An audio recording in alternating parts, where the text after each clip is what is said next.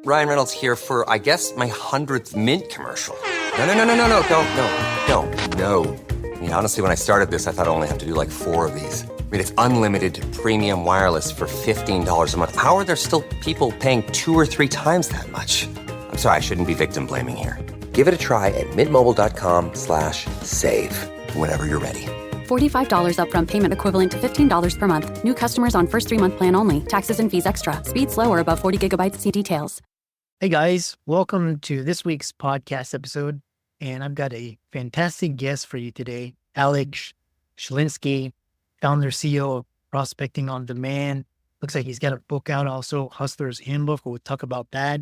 He comes out from Tampa, Florida. And I'm really happy to have an entrepreneur distinguished such as himself on the show. So Alex, welcome. Thank you. I appreciate you. Thanks for having me. Yeah, I know, like I said, we're a business entrepreneurship podcast, and we start off with your story and how you can help the audience. Yeah. In general, I run a digital marketing mastermind for agency owners, coaches, and consultants. I do corporate sales consulting, and I also help small businesses locally in my community on a pro bono basis to help them build better connections with their local community. I'm also an author. I wrote the Anti-Hustle's Handbook, actually, just a slightly different model. I go against the grain when it comes to hustling. My background is both my parents were entrepreneurs. It made me want to become an entrepreneur as I grew up. Moving into college, I was running a side hustle marketing agency at roughly $10,000 a month for 4 years, working with attorneys. I parlayed that thereafter into a much larger agency after I finished school and married my wife. And then we sold that business off essentially and started running a mastermind for coaching, events, community-driven models. It's been a crazy journey. In the midst of that, I ended up, unfortunately, having open heart surgery, which is a 0 out of 5 stars. Don't recommend, not a fun experience. But that led me to the book, The Anti-Hustler's Handbook, talking a little bit about how overworking and being very focused on the capitalist mindset at all times and prioritizing work over everything led to some really serious health issues that I try to avoid other entrepreneurs to go through, especially young and hungry entrepreneurs as well. So that's essentially the quick recap, if you will. Yeah, interesting. Yeah, to start it off, how do you balance this desire to, because you're early, you're young, you want to make your mark in the world, kind of 20s, 30s, 40s, and then after that you give back. And so how do you balance this drive and this hustle and this work ethic that you have to have versus taking care of yourself? And people say work-life balance. Yeah, I knew that was going to come. Yeah, I feel like work-life balance is just a facade or an esoteric comment, just as much as success is esoteric or happiness is esoteric or financial freedom is esoteric. The reality is, like, I hear very commonly for any entrepreneur I work with in any walk of life, in any business, whether they're 18 years old and just starting or they're 45 years old and been grinding for a long time, they all say the same kind of hot button, hot topic words, right? I want to make more money. I want to be successful. I want to be financially free. I want to have time freedom, location independence. Like, these are common tropes that we hear entrepreneurs speak on consistently, regardless of your socioeconomic status, what you do, what your career has been or will be. The obstacle ends up being that most people don't actually define what those things mean. So when they say, I want to be successful, you're in a room of 10,000 people and they all say, I want to be successful. Do you really think 10,000 people have the same definition of success? The ugly truth, unfortunately, is most people don't even know what their own definition of success is. They're either allowing their spouse to choose it, their friends to choose it, their boss to choose it, their mentor to choose it, the online guru that they follow to choose it, a book that they read to choose it, their parents to choose it. They almost never actually take any work or effort to identify and decide what they want to do.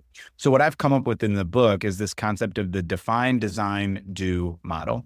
Hustle culture tells you to just do for the sake of doing. Now, in a general sense, for beginners, doing is great, right? Doing is action, creates data, which creates optimizations, which in turn creates better actions, which creates better data, which creates better optimizations, right? Like, in a general sense, doing is good when you are in lack of doing, when you're struggling to identify what should I do or how should I do, or I'm overwhelmed with doing.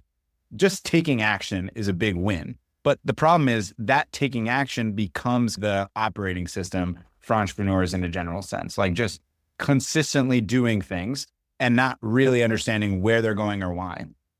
The metaphor I consistently use is who wins in a race, a long distance runner or a short distance runner? The prerequisite question before you can answer that would be, how long is the race?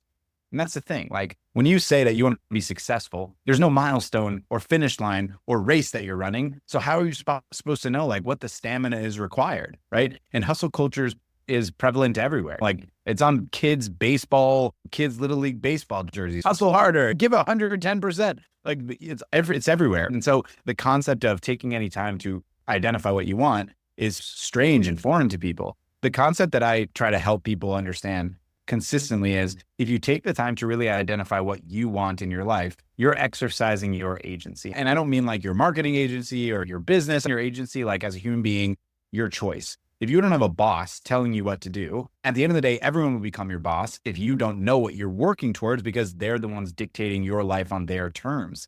If you want to dictate your life on your terms, which inherently is the entire idea of being an entrepreneur, right? If you don't actually dictate, this is what I want my life to look like, this is how I want to build, right?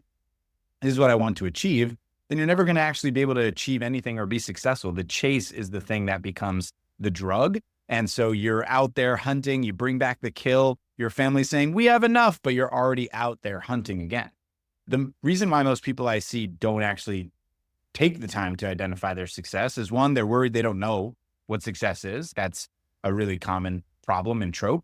They don't know what success means to them. So they lean on other people in the world to tell them what success means, whether it's like societal, like charity, or whether it's materialistic, buy a Lamborghini, or it's a financial, like you have to make $1 million or you're a bad person, as an example. Or the second reason is they're fearful they'll never achieve it. And the thing that I recommend to most entrepreneurs is just identify, you want to be successful. What does that mean to you? Without any societal pressures, without any financial pressures, with just the consideration of, if you can identify why success matters to you, how can you actually tangibly have success, right? I think about it in like a concept of a baby, right? Like my son is 3 years old. If he says, I want ice cream, right? And I go get him chocolate ice cream, but then he says, I wanted vanilla. And he's very upset that I got him the wrong thing, right? The concept is his lack of intentionality, because he's a little baby, right, has put me in a bind in a situation where now he's dissatisfied, even though I gave him the thing I wanted or he wanted. And that's so common for entrepreneurs. I want to be successful. And all these KPIs are saying you've made money, you have time, freedom, whatever. But you don't feel success because you never said you wanted chocolate ice cream. You just said, I wanted success. And that's what I see very commonly. So write it down, identify really what you want. Go to antihustlehandbook.com. You can find our kind of worksheets on how to do that. But in general sense, it really comes down to actually defining it and not being worried if you can never achieve it. Because most of the time, even if you want something outrageous, like I want a Bugatti Veyron, you might be really happy when you buy your Range Rover. That's the concept. Yeah, I love that. And what's really interesting is this narrow definition of success by the mainstream Western media. We all know now a lot of it's propaganda. And so one question I have for you from the audience is, they're listening to this. They're like, okay, get clarity.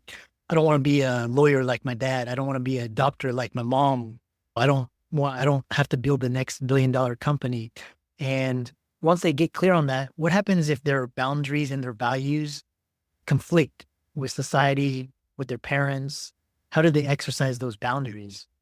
Yeah, it's really good. It's a really good question. At the end of the day, what it comes down to, that like I have a core belief of two really critical concepts. Like number one, at the end of the day, we're on a flying rock in the middle of space and no one really knows what the hell is going on. We all have a definite amount of time. No one, no matter your socioeconomic status, your race, your religion, your beliefs, where you come from, your location, irrelevant. We all have 24 hours in a day and we all are guaranteed to die. That is just the reality of the life that we have, this kind of weird situation that we're all in. And so the concept that anyone has the right to dictate to you exactly how it should be led, probably a bit unreasonable, right?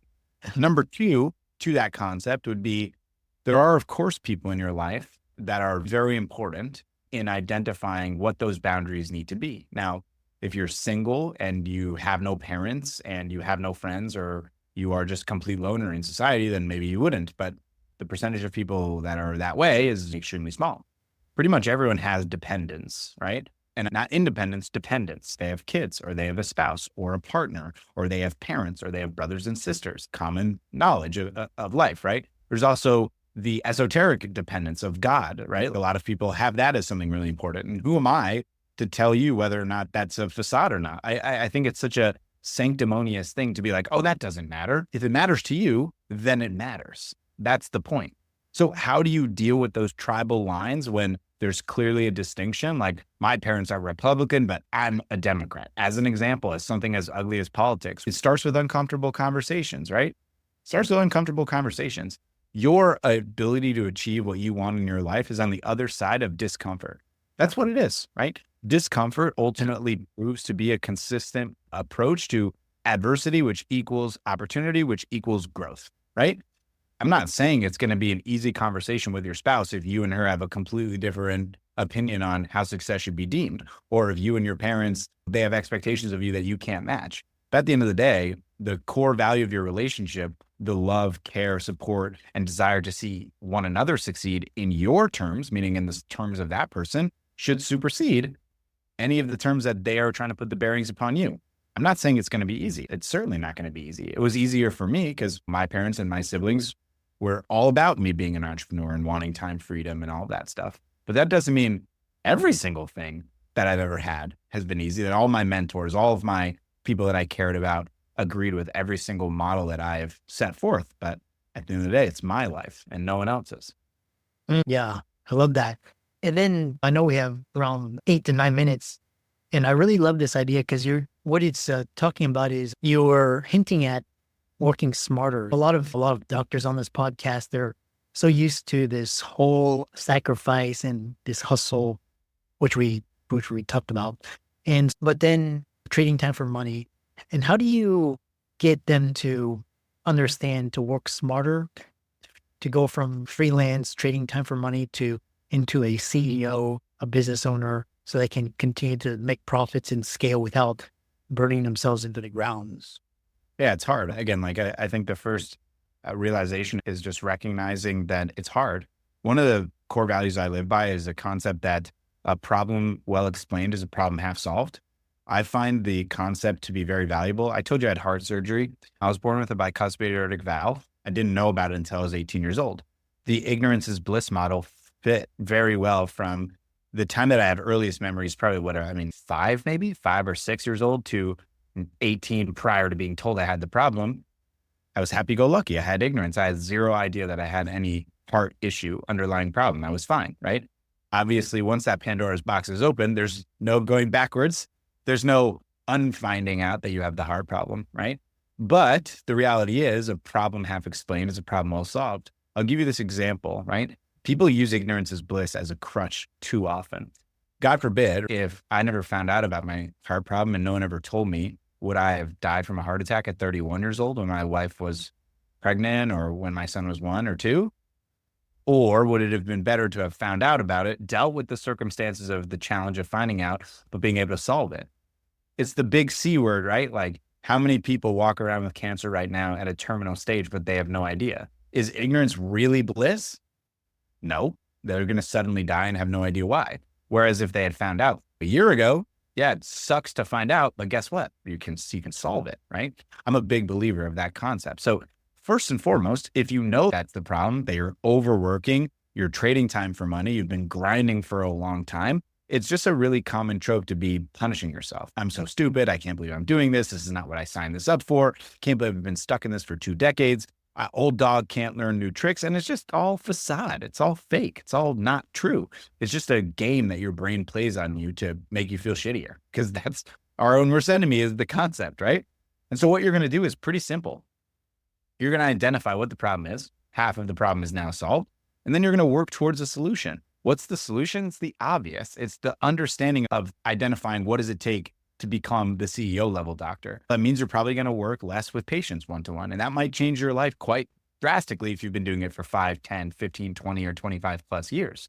Going to make a big difference. And you're going to have to hire a younger doctor, someone to take over the majority of the responsibilities so you can oversee it. And you're also going to have to be okay with being bored.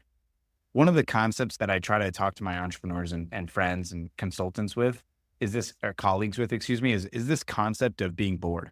I remember when we were younger, the concept of being bored was so foreign, like such a weird thing. Wow, I'm so bored, right? And now in day and age, like I said, I have a 3-year-old son. I run 2 different businesses. I do a lot. There's never boredom. Like I'm never bored. I am constantly filled with stimuli and things I have to do. There is no boredom anymore. And I want to find boredom. Like I want to get to a place where I'm bored. If I am bored, that means I have done such a great job of removing all potential distractions that now I've forced myself in a vacuum of what do I do with this time? What a great gift that would be, right? What a great gift that would be to you, doctor, who's listening to this right now and being like, I have never been bored since I was 14 years old and you're 50, right? Like perfect example. The other concept also is like the esoteric language of I want to be financially free and I want to be have time freedom. There's another one that I think is more important for most people, and that's being worry free. Being worry free. There should be a lot of gratitude that we have in the world that we are living in, because at the end of the day, particularly if you're a doctor, part of the crappy part of being a doctor is the amount of people you speak to that are doing really bad. Like either they have problems that can't be solved, or they have terminal diagnoses, or they have lingering chronic issues. Your job is to help mitigate it. But at the end of the day, it sucks to be those people, right? It sucks. There's no question about it, right? There's no ultimate reality that, having cancer is a worthy adversity model most people should go through. No one's going to say that. No one, right? And so if you don't have that, if you aren't struggling with putting food on the table, if you aren't having a hard time paying your taxes, because you have the money to do, if you have the ability to put your kids in private school, if you have kids, if you have a spouse, if you have your health, like maybe a little bit of gratitude would go a longer way. And I think that's a pretty consistent theme. So one of my main mantras and my success KPIs is being worry-free. That's what I'm working towards on a consistent basis, becoming more worry-free. And it's hard. I'm not being sanctimonious or saying I'm doing it great. I'm not, but I journal about it every day. What did I worry about today? How can I not worry about it tomorrow? And then from there, just trying to improve every single day. That's the motto. I love that. How can people reach out to you and find out more about you? Because I know you help freelancers get out of this trap and scale and make their businesses profitable, as well as your book. And then how can people reach you? Yeah. If you go to antihustlehandbook.com, you could message me right on that website, or you can go to my other website, Prospecting on Demand, which is my main company. The book's on Amazon. It's $15. Strongly recommended. I put a lot of effort and work into it. Took almost 2 years to write. And I tell everyone this, and I'll tell it to you now before we wrap up so you can hear this clearly. I wrote the book for myself as much as I did for you, right? Because I understand the anti-hustle mantra, because I know what this is all about and how important it is, doesn't mean that I do it perfectly, right? You as a doctor who's required to support, you have the Hippocratic Oath to support your patients. Do you prioritize your health perfectly every single time? Of course not. It's impossible, right? Why is the trope of the cobbler's shoes are the worst, right? The housekeeper's house is the dirtiest. I'm the same. I still am in many ways stuck in hustle culture. I still am in many ways not defining my own success. Me doing these podcasts, me writing that book, me sharing this mantra over and over with other people is also my therapy to ensure that I hold myself accountable. Never do I come across in a way that I am better than you, smarter than you, figured it out. It's the exact opposite. I am in the trenches with you. I get it. I understand it. And hopefully a little bit more transparency in the world that we're in will create a little bit better of an experience for the amount of people that really need help, which is a lot. So hopefully that gives you the right insight. Antihustlehandbook.com, prospectingondemand.com, or find me wherever you like. I'm all over the place. Yeah, I love that. And for all the audience, let's be sure to give Alex his socials a like and follow and check out his book. And thanks so much for coming on. Yeah, thank you for having me.